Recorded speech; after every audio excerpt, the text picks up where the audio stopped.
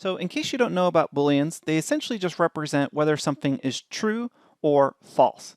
They'll make a lot more sense when we actually learn about comparison operators, because often you need to check if something is greater than or equal to something, or just for a check on equality. For example, let's imagine you're logging in a user onto your Flutter application, and you need to make sure that their password matches up with a stored password. So you would say, is this password equal to this password? And you get back a Boolean, true or false.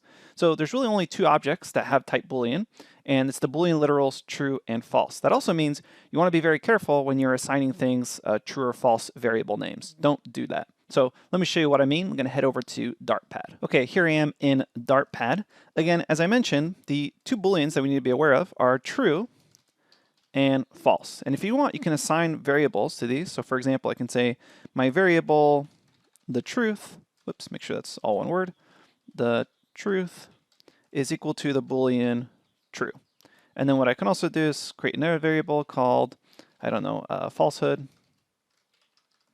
is equal to false. Now typically you don't assign true and false as Booleans, but I do want to essentially show you what's possible here. So if I print out the truth, we can see that output, and then I can also print out the runtime type. So let's say falsehood dot runtime type. You can see that there weren't that many methods or attributes available because they're really just simple cases of if something's true or if something's false.